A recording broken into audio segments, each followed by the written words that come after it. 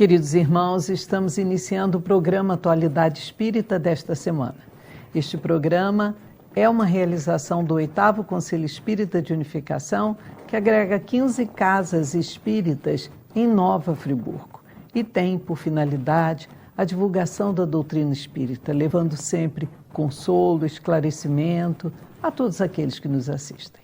E o nosso convidado de hoje é o querido irmão Rogério Alves da Silva. Ele é da Associação Espírita Bezerra de Menezes e é também o presidente do Lar Abrigo Amor a Jesus, aquela casa linda, maravilhosa, que abriga tantos idosos lá no bairro de Lagoinha. E nós estamos trazendo aqui com o Rogério um tema muito interessante, um tema muito propício. A força da vontade.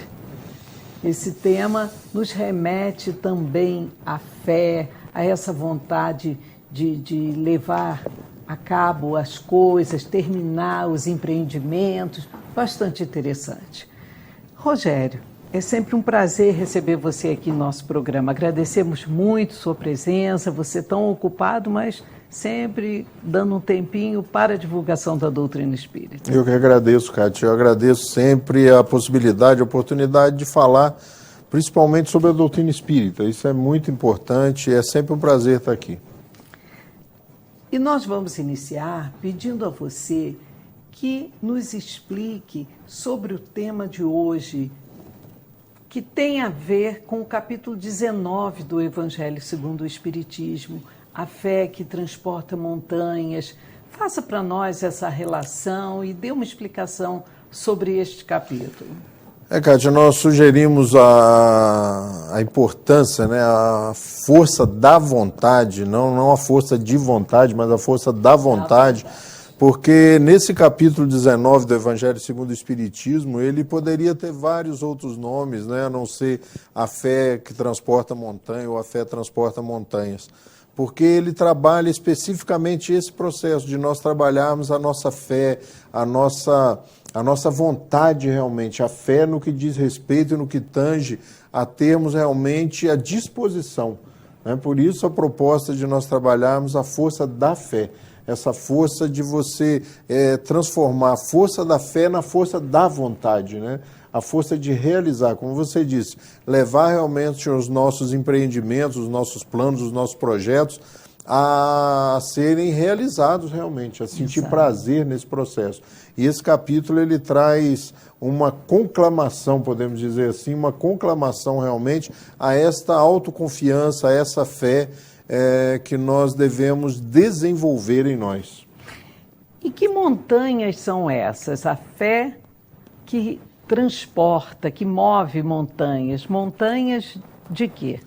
Kátia, nós acabamos construindo ou assumindo algumas montanhas sociais, né?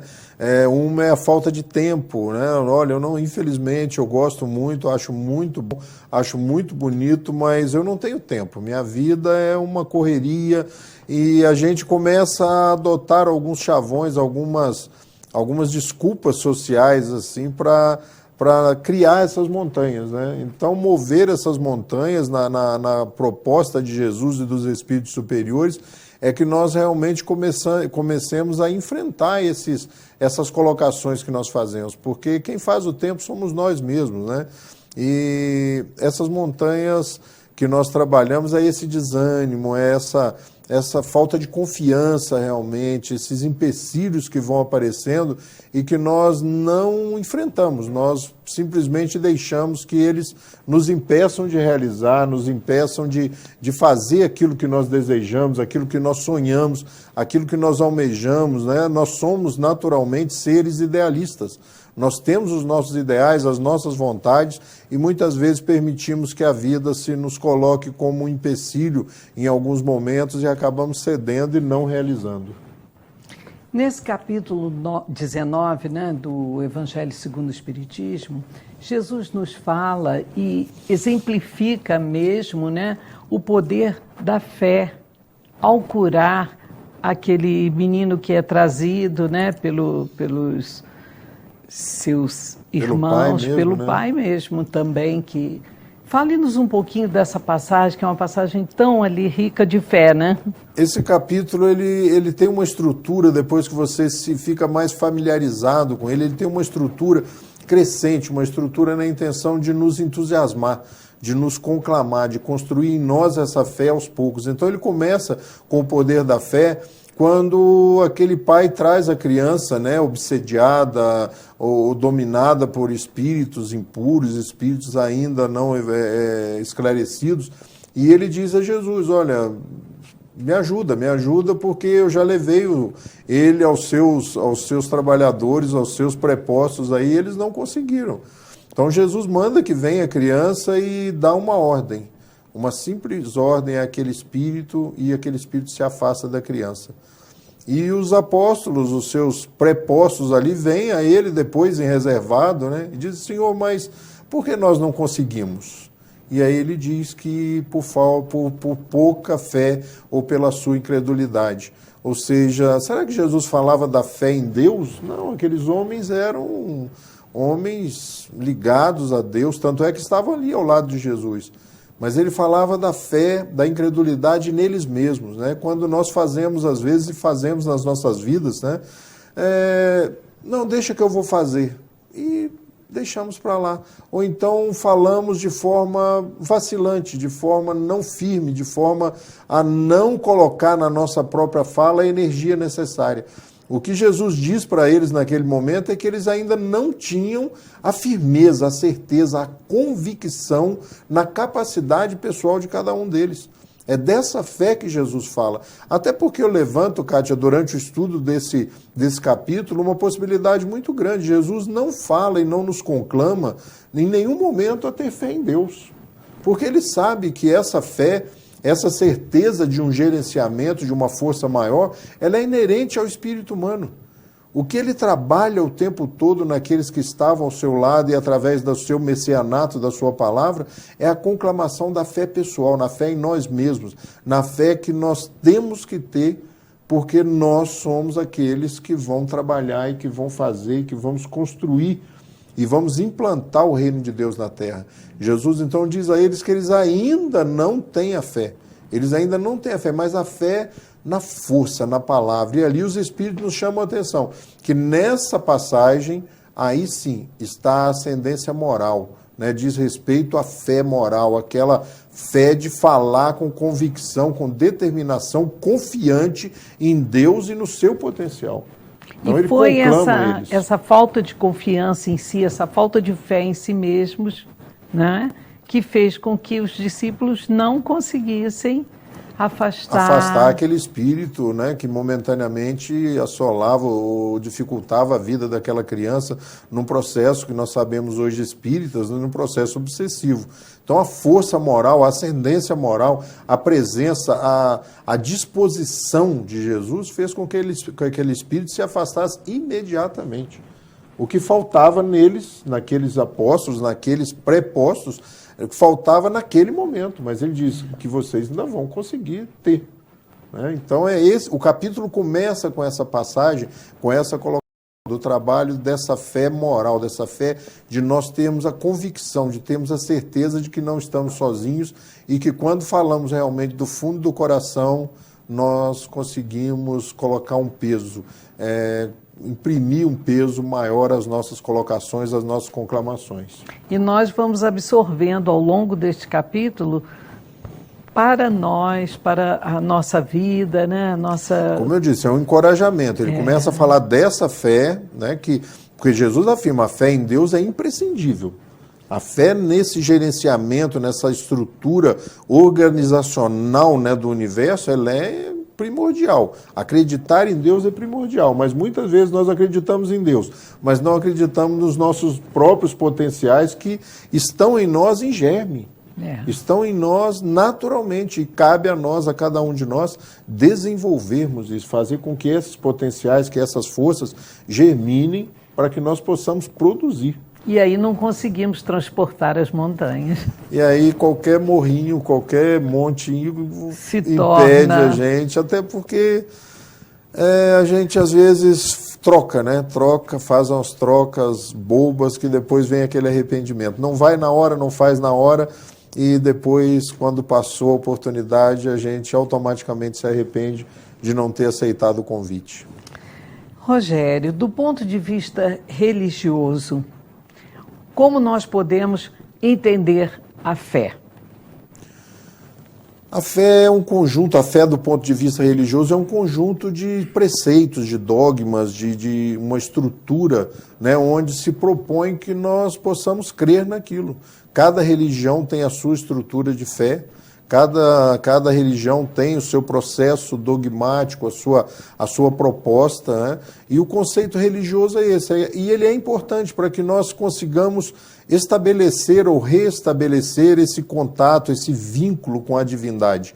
Ele é importante, porque é através desta proposta ou destas propostas religiosas que nós vamos restabelecer esses vínculos que muitas vezes deixamos romper. Então, cada religião tem a sua proposta, mas esse capítulo ele vai mais fundo, ele vai realmente fazer a proposta de que nós compreendamos o princípio de tudo, o princípio dessas propostas, que não vão se diferenciar nos seus princípios, mas sim na sua forma de se propor. As finalidades e os objetivos são os mesmos, né? Todos nós chegaremos lá, independente de qual religião tenhamos escolhido. Isso é muito importante porque nós não podemos começar a acreditar que nós espíritas estamos no caminho certo. Assim como os nossos irmãos também não devem acreditar que estão no caminho certo. Todos nós estamos trilhando um só caminho. Agora, cada um tem a liberdade, através do livre-arbítrio, de escolher e suprir as suas necessidades, atender as suas necessidades nessa caminhada. Mas a certeza é uma só, que todos nós, independentemente do caminho que escolhamos, nós vamos chegar no mesmo objetivo, que é compreender, que é entender, que é nos aproximarmos ou nos reaproximarmos, nos religarmos à divindade. E aí, você falou bem, a doutrina espírita não pode entender que o nosso caminho é o único, é o certo. Mas aí nós falamos da fé raciocinada, que é a proposta da doutrina espírita. Então, fala um pouquinho para a gente sobre essa fé cega e a fé raciocinada. Esse capítulo ele começa propondo isso, né? Ele propõe uma análise sobre o tipo de fé que você tem na concepção religiosa. Ou seja, a fé cega é aquela que não coloca nada à prova, que ela aceita tudo do jeito que vem, ou pedindo realmente ao homem que abra mão dos seus maiores atributos, que é a razão, que é essa possibilidade de pesquisa, de procurar saber, de entender, de racionalizar. Mas existem princípios e propostas religiosas que ainda imprimem esse processo da fé cega, sem a comprovação, sem estar aliado à ciência, sem estar satisfazendo as necessidades realmente intelectuais e essenciais das suas propostas. E, por outro lado, a fé raciocinada, que é aquela fé hoje que nós começamos a perceber que não só dentro da doutrina espírita, mas em todas as outras religiões, começa a haver uma nova relação das pessoas com os princípios e com as propostas religiosas. Os jovens chegam nas casas religiosas, independentemente de qual seja a casa, e começam a questionar, e começam a colocar em xeque alguns conceitos, algumas propostas, o que faz ou o que fez com que os seus dirigentes começassem a ter uma outra linguagem, uma outra proposta, mais a satisfazer essa necessidade de nós racionalizarmos. Então eu acredito, Cátia, que quando os espíritos dizem a Kardec que o espiritismo não é a religião do futuro, mas sim o futuro das religiões, é o que nós começamos a perceber hoje, que as religiões começam a ter uma outra postura, uma outra relação com aqueles que a procuram, com aqueles que estão nos seus quadros de adeptos, de crentes, começam a perceber e a permitir que haja um relacionamento mais aberto, conversas, contestações, pesquisas, entendimentos, ampliações dos conceitos e dos valores evangélicos, porque hoje é muito comum, né? Eu tenho amigos, irmãos, parentes que são de outras religiões, eu percebo estudos bíblicos, estudos evangélicos, e as pessoas realmente estão começando a racionalizar esses conceitos. Porque, como eu disse, o evangelho é um só, a mensagem cristã é uma só. Então, nós vamos chegar a um ponto onde nós vamos começar a unificar esses valores, esses conceitos.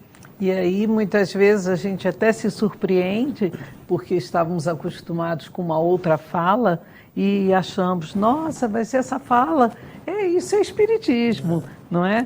É o nosso lado espiritual se fazendo presente. Eu acho que quando você começa a perceber realmente as finalidades do espiritismo, você começa a ver as outras pessoas, as outras religiões, as outras propostas como um caminho e começa a aprender a respeitar essas pessoas pelas escolhas que fizeram, porque elas estão tentando. E isso nós temos que trazer bem claro que o espiritismo não é o único caminho, assim como eu afirmei agora há pouco, as outras religiões também não são o caminho exclusivo. Existem vários caminhos. Há algum tempo atrás eu ouvi uma afirmação, acho que eu já coloquei até aqui num outro programa, né, de uma entidade espiritual ligada a Umbanda, que me disse o seguinte, todos nós vamos à praça, mas cada um escolhe por onde ir. Ou seja, o objetivo é um só, né? E nós temos que começar a abrir esse leque de escolhas. Nós somos tão diferentes, Kátia, como nós poderíamos ter uma única religião? Como nós poderíamos trilhar um só caminho? Quando somos tão diferentes? Resultados na proposta do Espiritismo, resultado do processo evolutivo trazido, angariado, construído através das sucessivas reencarnações. A única proposta realmente que os espíritos enfatizam e dizem para que nós espíritas trabalhássemos e levássemos isso para fora da casa espírita, para as outras pessoas, é o dogma da reencarnação, é esse princípio da reencarnação. Porque quando assimilado, quando incorporado, quando aceito, o ser humano se transforma, porque ele começa a perceber que ele é resultado das suas experiências, vive hoje consequências dos seus próprios atos, mas consoladoramente pode estabelecer o futuro. Pode construir, escrever e escolher o seu futuro. Porque viveremos lá na frente o que nós escolhemos fazer hoje. As consequências com mais serão... responsabilidade, né? É um processo de libertação, né? E o conceito de reencarnação fugiu do centro espírita. Fugiu há muitos anos do centro espírita. É muito comum, e os amigos que estão assistindo sabem disso, nós ouvimos pessoas que não são reencarnacionistas, numa conversa comum, no meio social, dizerem, na outra vida eu devo ter sido... Mas como? O que é isso? Mas na próxima vida eu quero... Como na próxima vida? Se a sua religião... Ou seja, todas as religiões e o processo racional, ele está fazendo com que nós compreendamos que é a possibilidade, é uma possibilidade muito lógica de que nós só podemos ser resultados das nossas outras experiências reencarnatórias ou deveremos admitir que Deus não sabe fazer gente, porque ele não consegue fazer dois iguais, nem mesmo quando são irmãos gêmeos, né? Os temperamentos, as escolhas, o ser espiritual é diferente. Os corpos únicos, se parecem, né? Mas os espíritos são diferentes. Rogério, nesse capítulo 19, nós encontramos lá que a fé não se impõe. Como é que nós devemos proceder para conquistar a fé? Muitas vezes queremos que as pessoas acreditem naquilo que nós acreditamos. Muitas vezes queremos para o próprio bem daquelas pessoas porque achamos que as nossas escolhas são as escolhas certas e mais corretas. Mas a fé está disponível a todos, né? Os espíritos superiores, os amigos espirituais dizem, né, nesse capítulo que nós devemos observar a vida, trabalhar esses valores, permitir que a vida nos mostre a necessidade e a nossa capacidade. Essa relação com Deus é a relação com nós mesmos. A fé não se impõe porque ela é muito íntima, ela é muito profunda. Nós encontramos pessoas que não são religiosas, que não têm ligação ou vínculo nenhum com nenhuma religião e, no entanto, são pessoas que têm fé. São pessoas que que imprimem e trazem a característica de pessoas que confiam neles, que confiam numa força maior, numa estrutura organizadora maior, ou seja, ela é conquistada intimamente através dessa experiência maravilhosa que é viver. Né? Nós devemos deixar que a vida proponha para as pessoas essa condição de crescer, de fazer, de construir a sua fé. Nós construímos a nossa fé, nós nos fortalecemos e nos tornamos altamente confiantes, e Jesus espera que nós sejamos confiantes, para que não seja necessário a ele, como no caso do menino, ele mesmo ter que vir resolver o problema, um problema que nós sabemos que nós temos condições de resolver quando estudamos e quando falamos em seu nome, com convicção e com fé.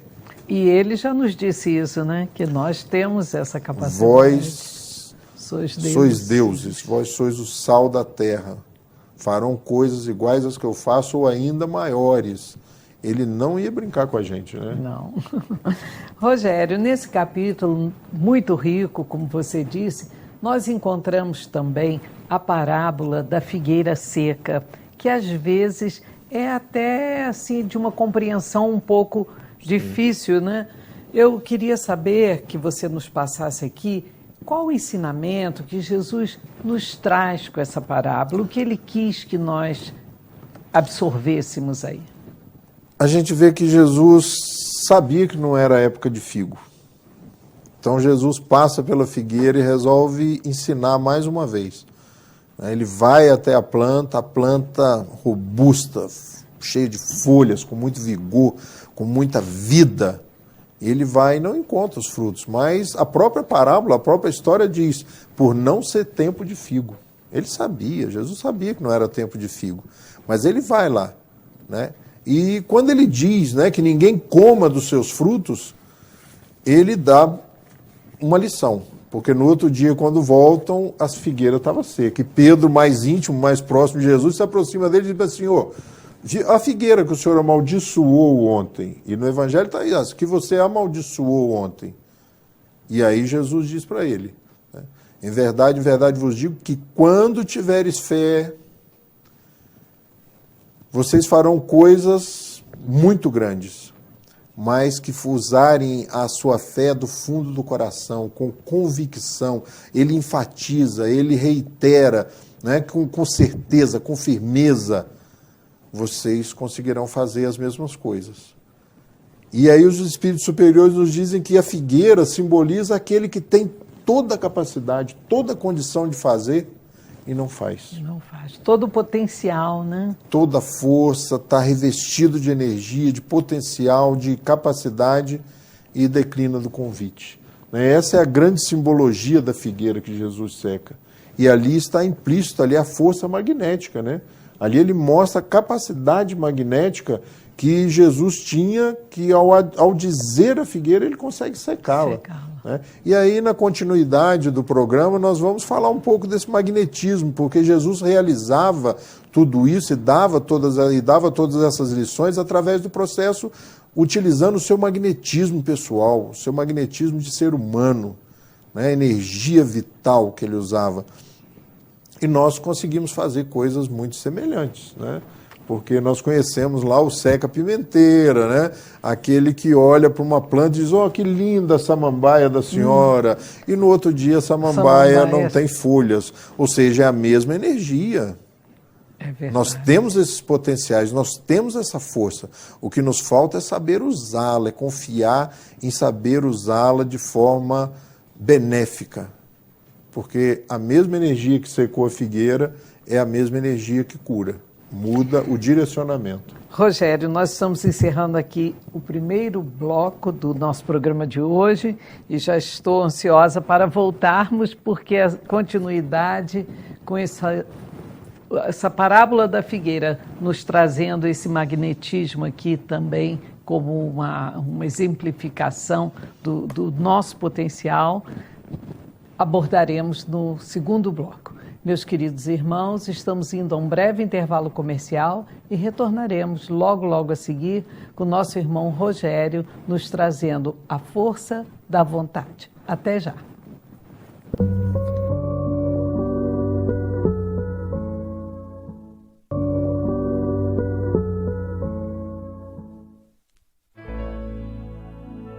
Espíritas, amai-vos, eis o primeiro ensinamento.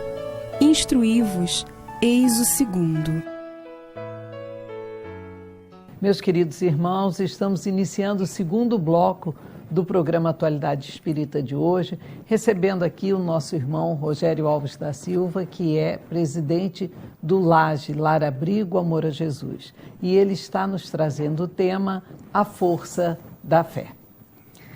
Ainda no primeiro bloco, nós começamos a falar sobre a parábola da figueira seca, e Jesus fala e exemplifica o poder da fé através do seu magnetismo pessoal. Nessa parábola ele nos mostra isso.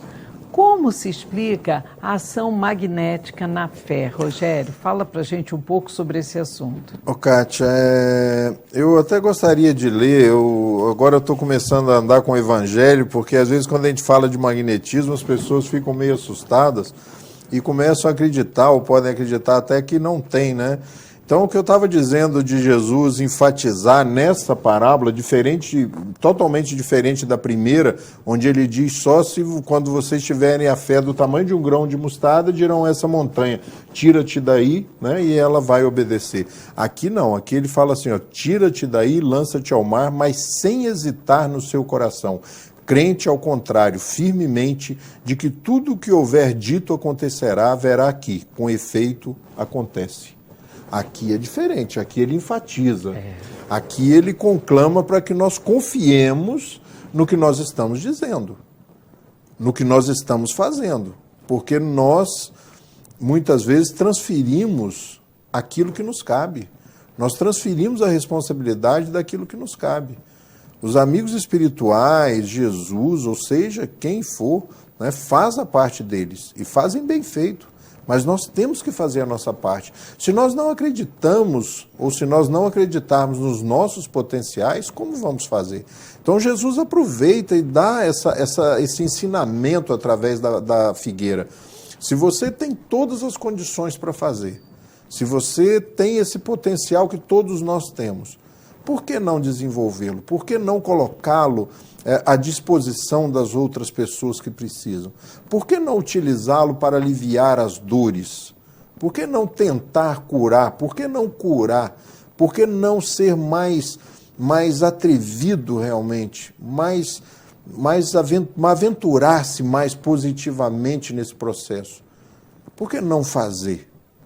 E é interessante essa questão do magnetismo, porque as casas que aplicam passes nas casas espíritas estão fazendo magnetismo. O que elas ainda não se aperceberam é que o passe e o magnetismo são uma coisa só. O que muda é a intensidade, é a intenção, é o conhecimento, é a disposição daquele que está precisando, né? O magnetismo ele é direcionado mais especificamente para aquelas pessoas que estão doentes, aquela força realmente que nós trazemos em nós. Aquela força que nós temos o poder, e a natureza nos mostra como isso é real, né? A criança vem lá de fora, machucada, caiu da bicicleta, bateu a canela em algum lugar, e como dói a canela, né? Nossa! E ele vem desesperado, como quem vê de longe pensa que ele quebrou a perna, mas ele vem correndo, então não é verdade, e a mãe simplesmente coloca a mão em cima, esfrega, passou a dor. Dá até um beijinho. Se der beijo, então, é instantâneo. Parou a dor. O que é isso? Magnetismo.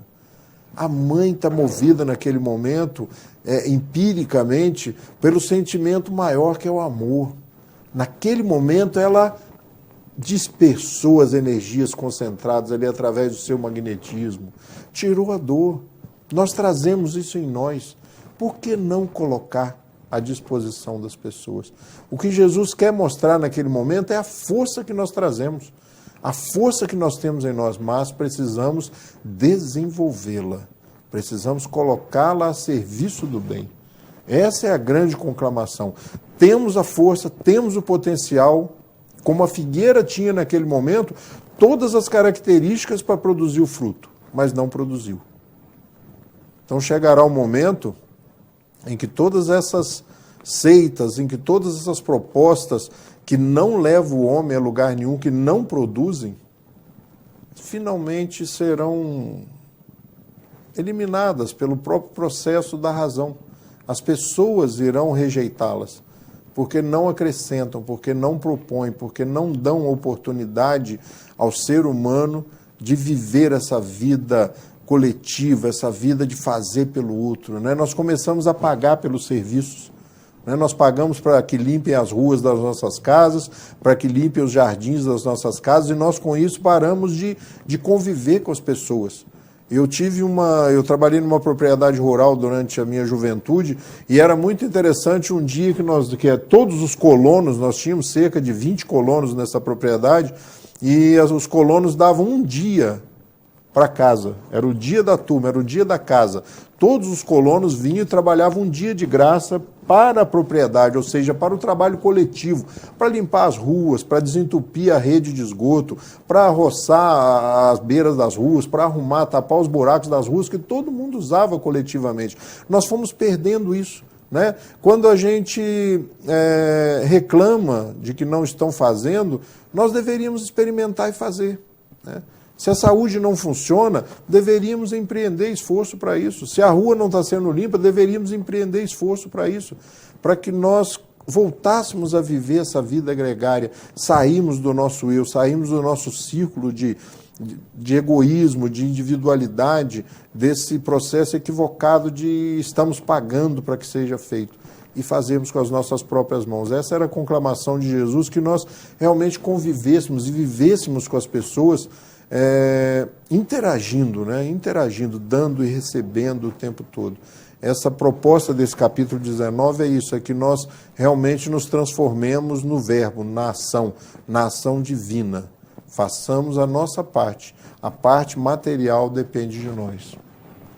E a fé, ela desperta todos os instintos nobres que existem dentro de nós, né? Encaminha o homem para o bem. Por isso é que a fé se chama a virtude mãe, né? É a mãe da esperança, é a mãe da caridade, é a virtude maior.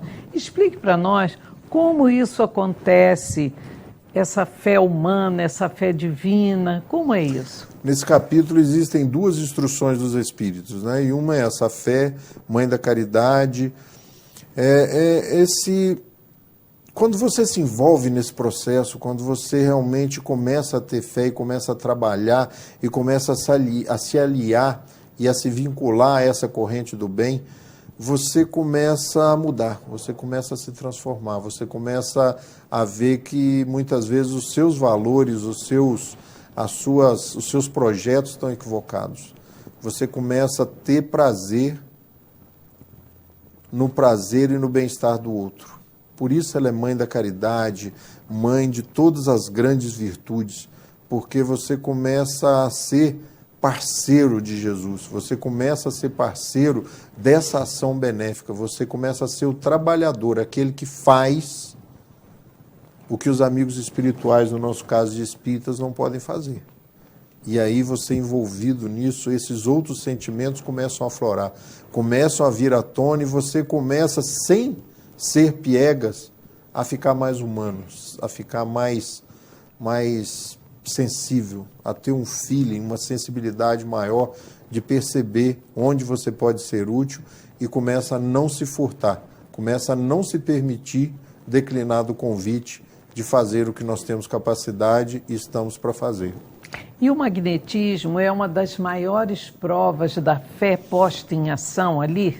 Na prática? É o que os espíritos dizem, né? Os espíritos superiores nos dizem ali, o magnetismo é a maior prova da fé colocada em ação, porque ali nós acreditamos que nós somos capazes. Ali, quando nós colocamos a mão, quando nós impomos as mãos, nós estamos acreditando que nós vamos poder ser útil.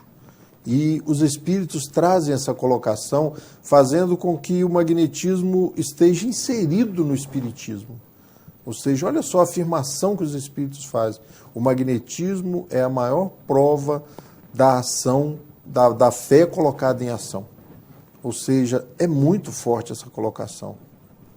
Esse magnetismo que nós temos, fazemos, praticamos, sem muitas vezes nos apercebermos, sem muitas vezes não nos damos conta. Né? Aquela pessoa que chega na casa espírita, no nosso caso de espíritas, e se senta, está sentado à nossa frente e pede um passe.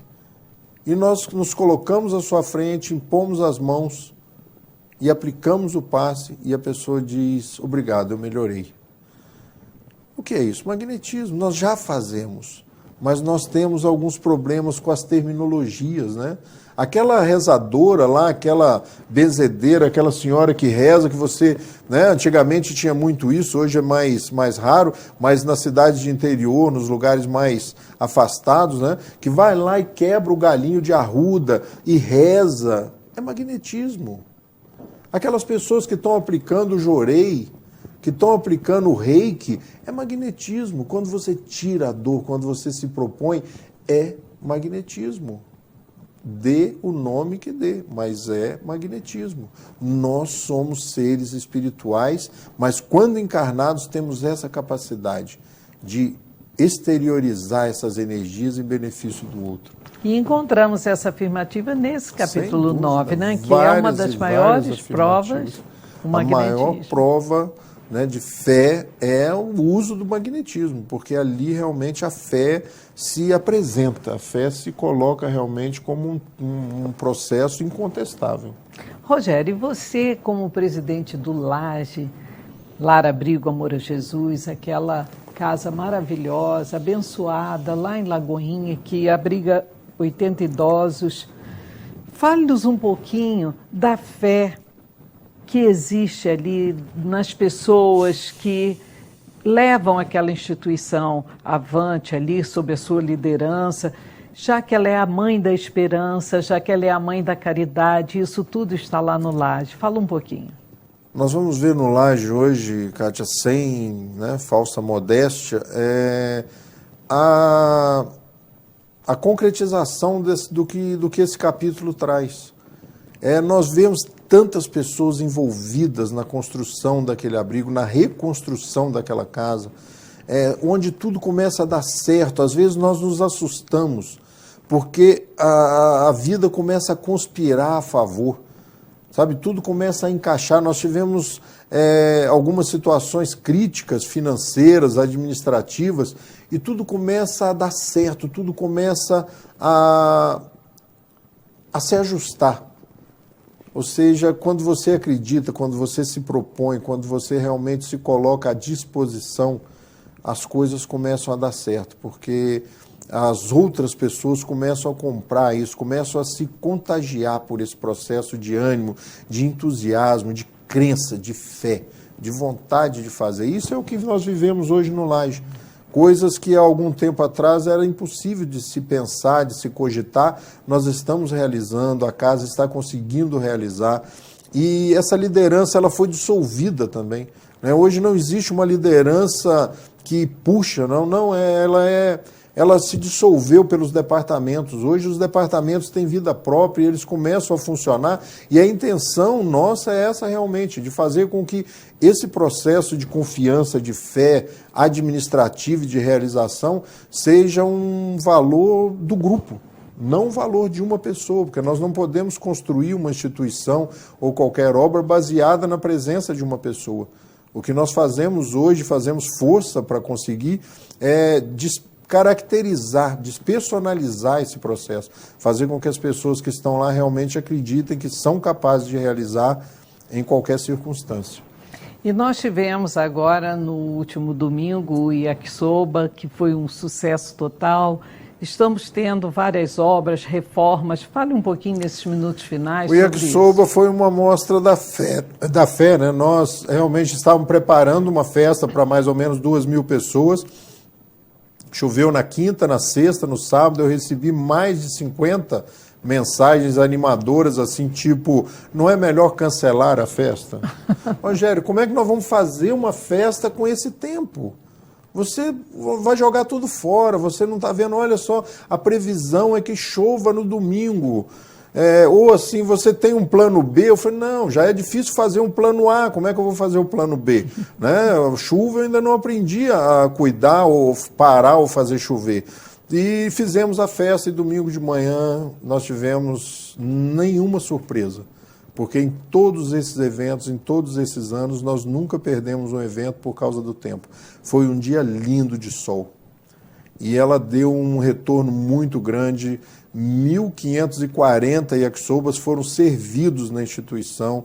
Nós arrecadamos aproximadamente R$40 mil livre, só numa tarde, numa festa, contando com os músicos, contando com o grupo inteiro, com a equipe do Laje trabalhando realmente confiante. Então, é acreditar, é fazer a nossa parte, que eu acho que os amigos fazem a parte deles, né?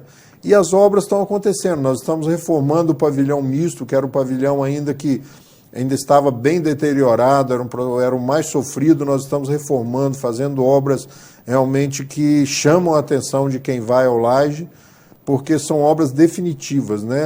Está proibido dentro da instituição o puxadinho, o jeitinho, o telhadinho, não tem isso lá. É obra realmente para ficar, para serem usadas durante muitos anos. E isso tudo acreditando no nosso potencial, acreditando na comunidade friburguense.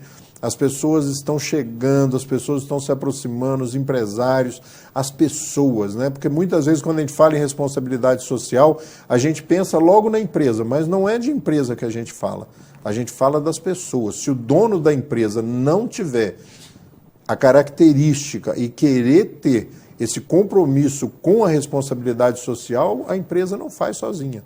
Então, o que nós temos são pessoas convencidas, motivadas, entusiasmadas, animadas, com vontade de realizar e fazer de forma diferente. O que acontece no Laje hoje é uma experiência que está mudando a minha vida, porque eu nem sabia que nós éramos capazes de realizar tanta coisa.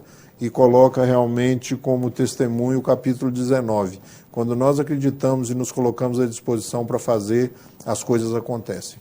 E convidamos aos nossos irmãos e amigos telespectadores que compareçam, visitem, o Laje está aberto sempre, não é, Rogério? O portão no Laje serve só para que alguns idosos que sofrem de algumas demências não saiam, mas para entrar não tem horário, estejam à vontade. Convite à comunidade friburguense, a todos. Vá lá, vá ver o Laje, conhecer, ver o que está sendo feito, ver onde o seu dinheiro está sendo empregado, como está sendo empregado, opine, critique. Nós estamos lá para aprender. Vamos fazer junto. O convite é de coração. O Laje é da comunidade friburguense.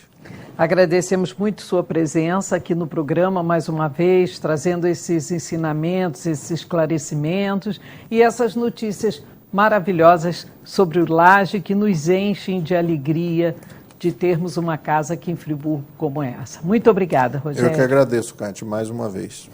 Meus queridos irmãos, estamos encerrando o programa Atualidade Espírita de hoje, lembrando a todos que visitem o Laje, Lar Abrigo Amor a Jesus. Lá vivem 80 idosos que aguardam por nós.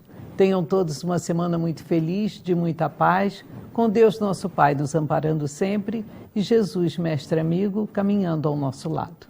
Até o próximo programa.